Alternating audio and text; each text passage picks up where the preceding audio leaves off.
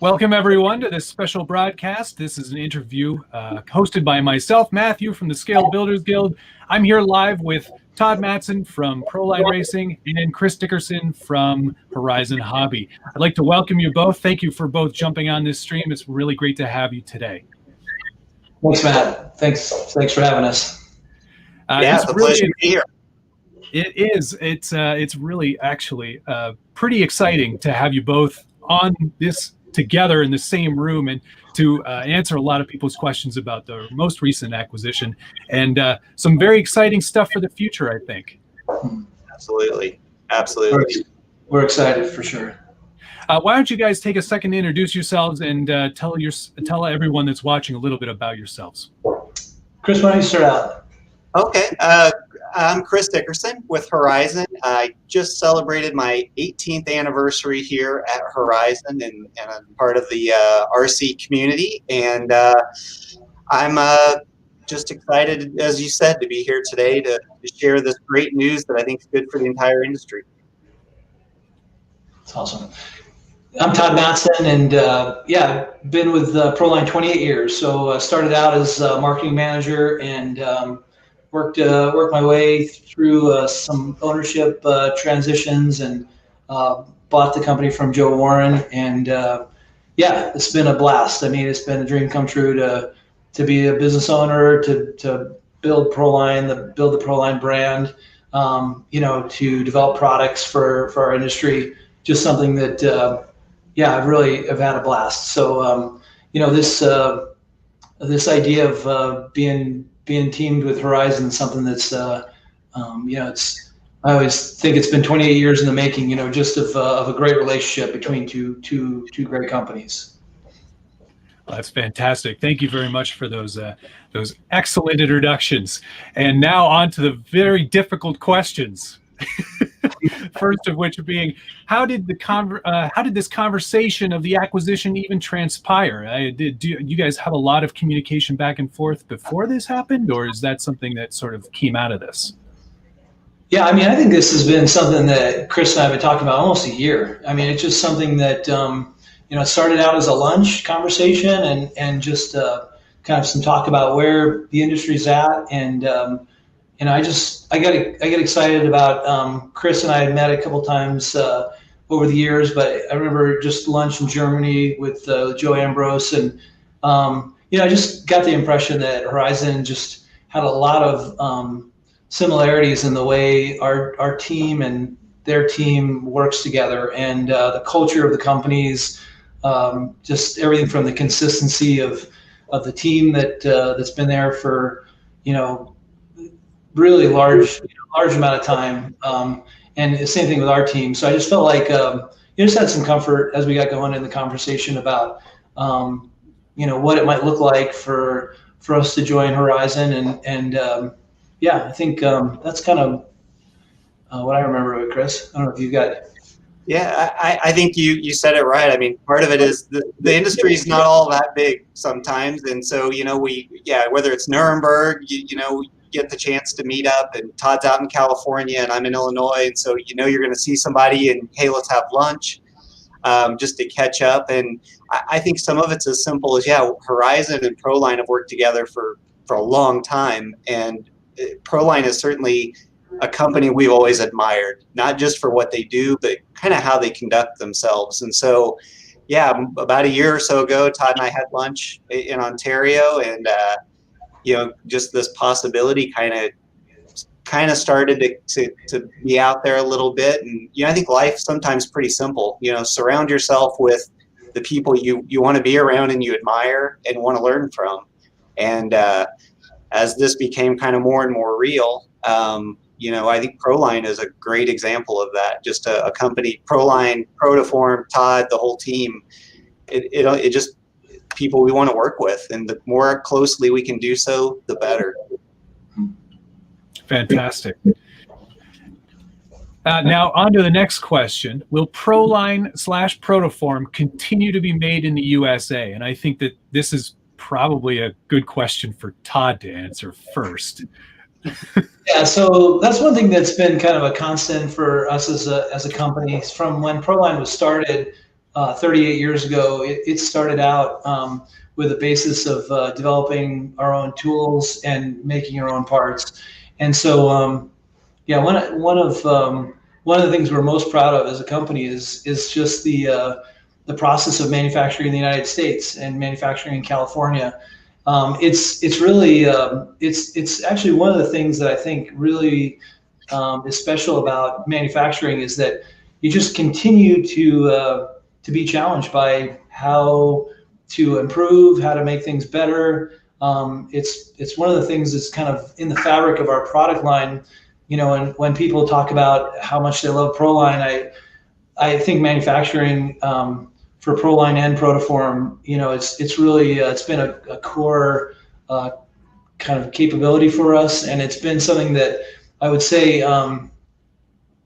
When we talk to Horizon, I mean, it's one of the strengths that I think we really bring to the table.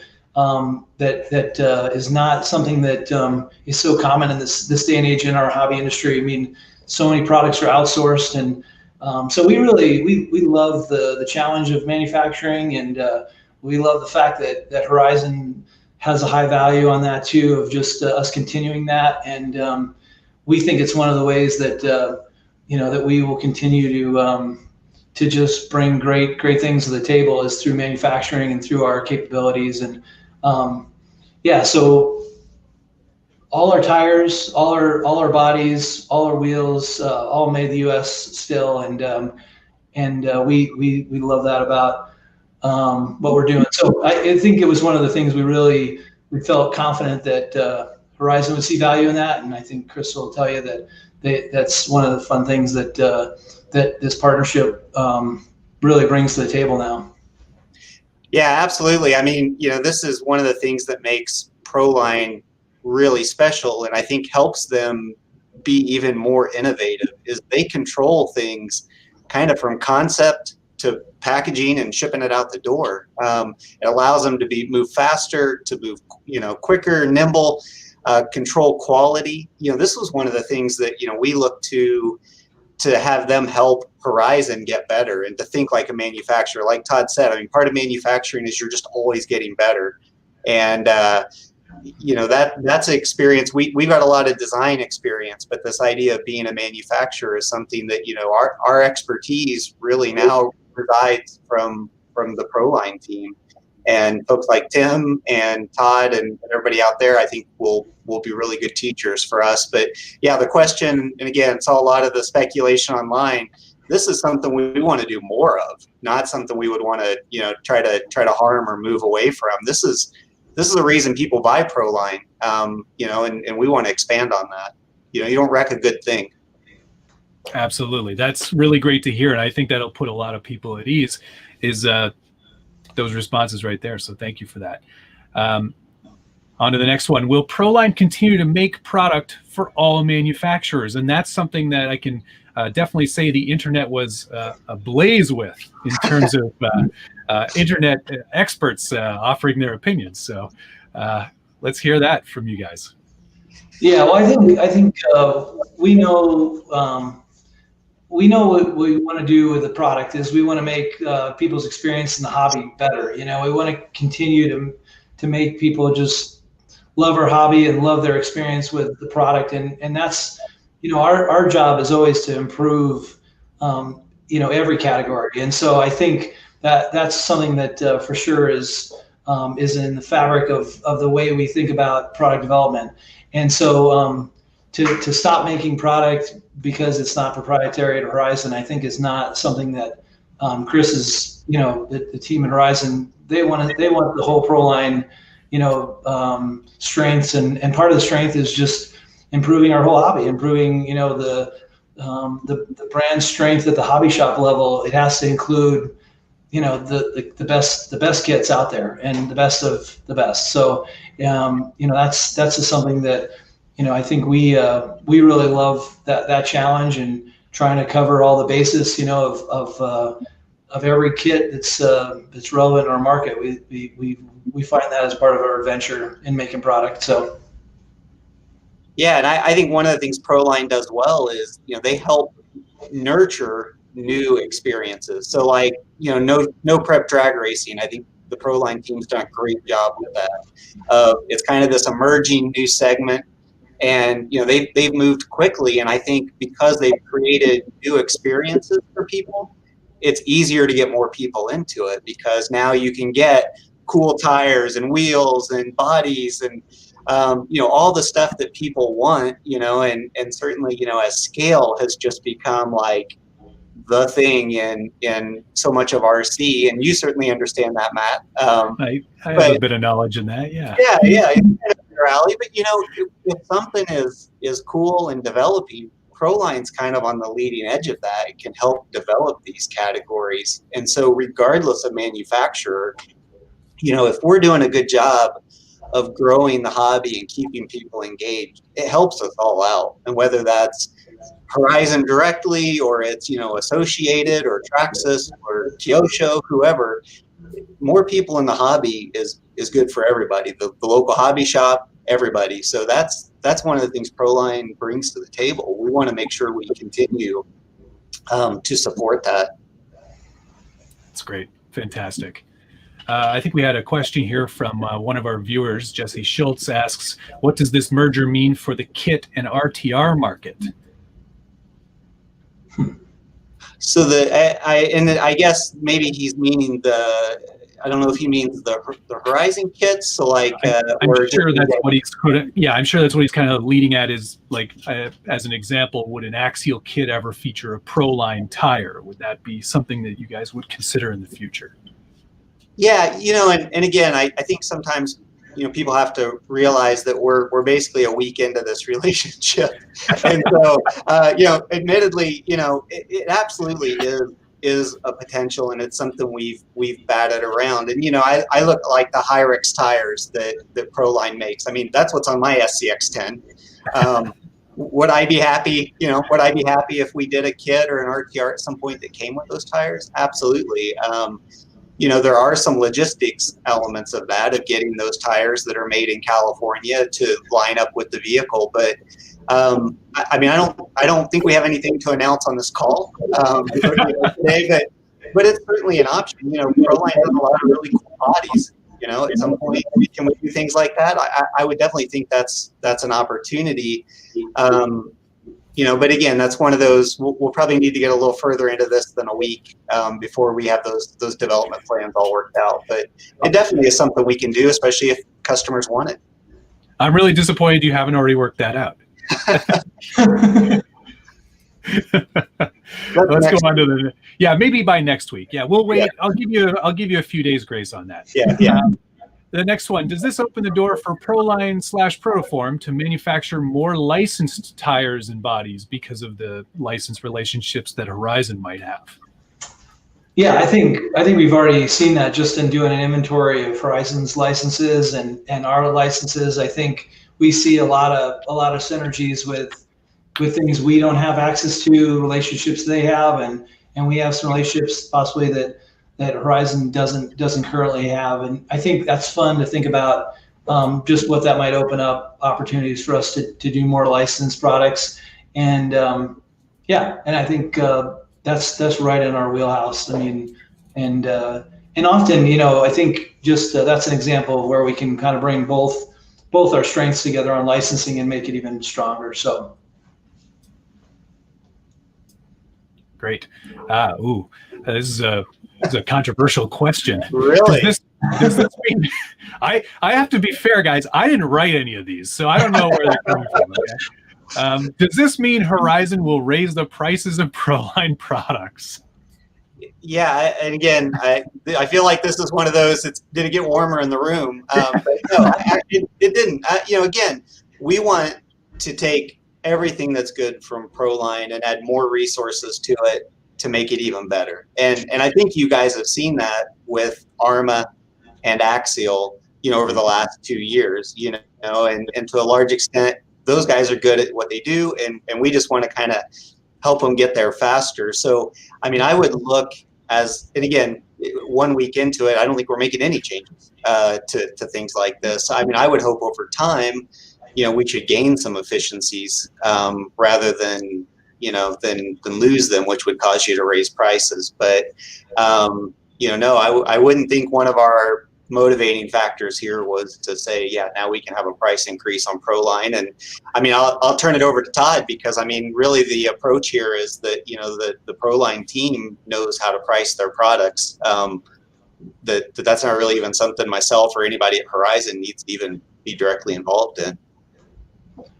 Yeah. So on the pricing side, I mean, that's an issue that's, it's just one of those responsibilities we carry really carries a lot of weight around ProLine. We really want to deliver the best product, but we want to do it in an efficient, effective way that really allows as many people as possible to get access to the product. So I think that's one thing about manufacturing, that you're just always challenging yourself to figure out how to get it done quicker and how to deliver it at a more efficient price, and that will continue on. I would think, like Chris said, we'll probably have more opportunities to create streamlines and create efficiencies, and it should help it should help the margins on ProLine. I would think over time that there's just going to be a more effective kind of path to the retailer, to the end user. So. Great. Another question from one of our viewers here, Yoshimura. The industry has really been booming lately. How do you guys see it in 6 to 12 months? I wish I had a crystal ball. Good question. Like, do we need to, if we had we knew that answer, that'd be pretty fun. But, yeah, that's a good question. My personal take on it is, it has been a really good, 6 to 12 months, and again, for us at the Horizon side, really, a little over 2 years ago when we acquired Hobbyco, two of the best things that we got out of that acquisition were ARMA and Axial. And it takes a while to get the supply chain moving again. It takes a while to get the product development process going. But I do think a lot of the growth and the boom of this last 6 to 12 months, the ARMA team in particular, had some great ideas. They just needed some help, some resources to get them to market. And, we're seeing part of this boom is the great work they're doing. I mean, the felony that they announced last week, or maybe it was earlier this week, I don't know, the days all run together for me. But has kind of, lit up the market in a really good way. And Axial, same thing. The SCX 10.3 has been phenomenal. The Capra. I tend to think, we've got a good sustainable boom going here that'll continue to carry for the next year or two. Scale is awesome right now. I mean, some of the stuff folks like Todd and his team are doing to just make the experience more and more, kind of taking it to the next level is all stuff that I think just keeps people engaged. So I think we've got, a long runway here still ahead of us personally. I'd love a crystal ball, but that's kind of my take on the world. I don't know, Todd, what do you think? Oh, I like the idea too that we've attracted a lot of new people, whether they've come back to the industry or whether they've just started out to get a hobby during this time of COVID, and just being at home more, being maybe more available as families, fathers, sons, fathers, daughters, getting out doing our RC hobby. And that's my hope, is that this is just the beginning, that we've kind of added a whole new group that's just enjoying our hobby. So I kind of think the next 6 to 12 months is going to be great. Yeah, I think it's going to be good too. I really hope it is anyway. I got a lot of toys to play with. On to the next one. How will the acquisition affect TLR team drivers that drive different tires, or ProLine team drivers that don't drive TLR? Yeah, I mean, from the TLR side, and I think in general, we don't, we have TLR guys who have run ProLine for a long time, and I'm sure will continue to do so. And we're really excited when they heard about this. We have other drivers who run other tires. We want the team to represent TLR and Horizon ultimately, to be good ambassadors for the hobby. And so, what they want to run, whether it's electronics to win or a radio system to win, we let them be, pretty open on that. And so I don't think we'll have any decrees that say people need to give up what they're doing, whether they run TLR or for somebody else today. We obviously, much like we were talking earlier, it's kind of up to the ProLine team to make sure they're staying ahead of the curve and kind of giving racers that edge. But we won't be forcing anybody, or no one's going to be strong-armed to switch or stay with what they've got, I don't believe. Yeah, I would say a similar story on the ProLine side. I mean, ProLine has a really diverse race team. It's across every brand we cover. So I would just say that those are great relationships we have with our team drivers, and we'll continue that strategy. And I think I like what Chris said about TLR. I think it doesn't make a lot of sense that we know that our best guys have confidence in ProLine, and that's how we move the brand forward as far as product development at the racetrack. And so asking people that don't currently run ProLine to run ProLine for this kind of transition that we've gone through with Horizon wouldn't make a lot of sense. So no. Yeah. All right, great. How does this impact ProLine by the Fire? Great event, I will have to say. I absolutely that's one of the best events I've ever been to. But how will this affect that? Yeah. Well, thanks for saying that, Matt. I mean, we love By the Fire. Like we've kind of poured just our heart into it. I'd say Paul is our champion of By the Fire, but that's something that will continue on. And I think just like Axialfest, I think we'll add something to Axialfest, but I think Horizon will add something to By the Fire. That just having a closer connection as companies is only going to help those events. And we're gonna make By the Fire better than ever this year, just like we did last year. So I think that's the By the Fire plan. Great. Yeah. It's a great event, and I think kind of one of the things that's really cool about our industry is that people have passion about these brands that they connect to, and they're very passionate about. And it's part of why we're having this conversation today, because there were some strong opinions out there, and we appreciate that. And that's where I think events like ProLine By the Fire are awesome, because they give that ProLine customer a way to go and interact with that brand, just like the ProLine race team. I mean, that's a great way to be connected to the ProLine brand. And again, it doesn't really matter what manufacturer you run if your connection partially is through ProLine. We want to make events like that, even put more power behind them, help Paul out. We just had a few weeks ago Axialfest Badlands in Indiana. Paul was out for it, so Paul's the marketing manager for ProLine. Really helped us put on a good event. But whether it's Axialfest, where the Axialfest customer is totally dialed in and living the brand, or it's ProLine By the Fire, where again, some of that's an overlapping audience, some of it's not. We want to support those brand events, because that's where you get a really experience the passion that makes the RC community really cool. Right. So again, to the extent we can help, we'll help. To the extent Todd and Paul and the team out there have it, we'll stay out of their way. It's that simple.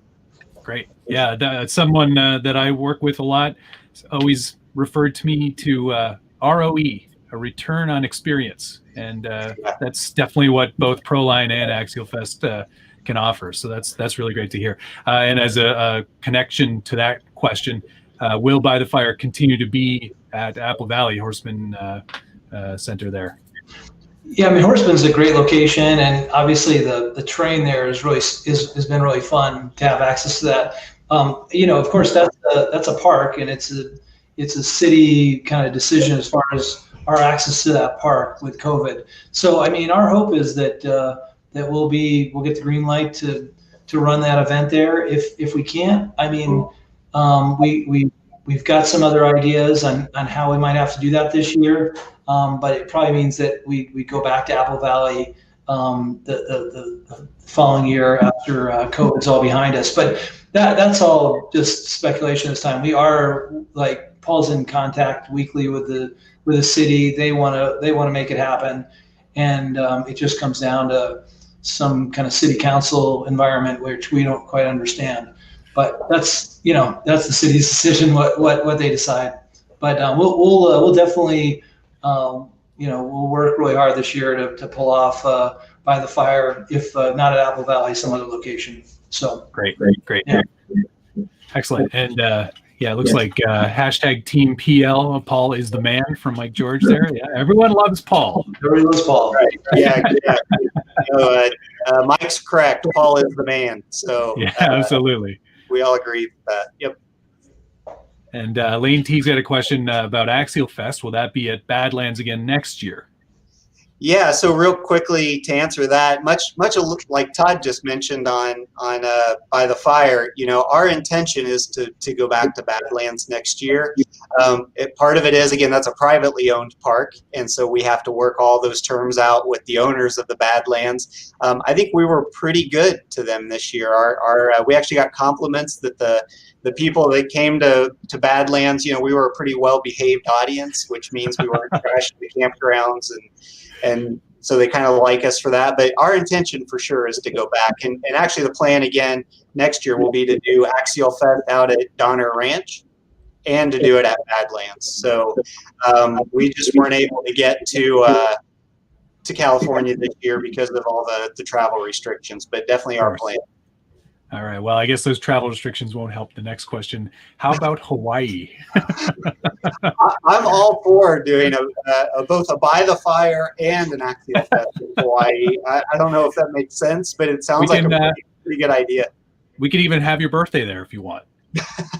That's a great idea, but we'll try to do, again, we want to expand these events like this to reach as many people as we can, whether it's By the Fire or Axialfest, or even, this past weekend. And it's the air side, which I know this crowd doesn't care as much about, but, we did Air Meet, which this was our 12th year of Air Meet. And, we couldn't have more than 50 people in Germany. We normally have 30,000. So we did Air Meet Live this past weekend and reached 200,000 people around the globe. So incredible. We're definitely a team that says, hey, throw a pandemic at us, we'll figure out how to get something done. And so, we'll try to make sure we can expand these events going forward. And another location suggestion, Johnson Valley, home of King of the Hammers. I mean, you've got all the licenses. You've got the buggies. You might as well do it there too. Okay, on to the next one here. What does the acquisition mean for the Duratraxs brand? Yeah, this is a good question, and this probably falls in that bucket of we don't have all this figured out for day one. But again, I think a lot of the real speculation and question here is, does Duratraxs have a home going forward? And I think both Todd and I are very comfortable and confident saying that, ProLine is very much built on innovation, this high level customer experience, creating that ultimate scale experience, or being on the kind of the cutting edge new developing technologies. I think Duratraxs is a little more of that kind of more evergreen product, and things like that. So I think kind of from a branding and positioning standpoint, which may be a little more technical than what folks want to get into, but I'm really confident that we're going to be able to do some really good things with Duratraxs, and probably even more so because now we have experts in this segment that can maybe help us come up with some ideas that we've not gotten to yet. So I think Duratraxs has a really bright future and can absolutely live alongside ProLine, just like Losi lives alongside Arma. You have different customers out there. Yep. Yeah. Yeah, we've always like to we've welcomed just competition, whether it's internal competition or external competition. I think it's just good practice to have competition and to push each other forward. For the consumers' sake, it it really ends up being a better experience for everybody. So, we don't know what, like Chris said, we don't know what that looks like, but we're definitely we're open to the idea of seeing how how we can be a part of just Duratraxs' future. So. Well, that's great. It's really great to hear all of this coming from you guys, because I think it means a lot to the viewers and to people who are involved in this hobby to know that the brands that they love and respect are being taken care of. And that's really great to hear. All of the responses today, I think, would put a lot of people at ease. And on that note, are there any further questions before we wrap up? We'll kind of open it up here and see if there's any good ones that come through. And we've got one rolling in right now. Are you planning to make electronic stuff, like work with TP Power or Castle Creations? And I guess that would be mostly posed towards Chris rather than Todd. But I don't think that we've got any. I don't think we could really talk about any possible products or anything at this point. But yeah, I mean, a lot of our electronics, we've been probably for the last year or so really working a lot with the smart electronics that are under Spectrum brand, and moving towards those. It creates a great experience for customers. You get a lot of data that you've not historically had. Charging is faster, safer. Again, it's just smarter. You can kind of know exactly where your battery is and things like that. So. Again, I don't know beyond kind of the roadmap we're on with a lot of the smart electronics exactly here. We distribute Castle. They're good partners of ours. It's really good. Again, a great product line that is a good upgrade option for a lot of folks. But for electronic stuff on the Horizon side, we've really been consolidating it under the Spectrum Smart initiative that I think folks have been seeing for the last year or so.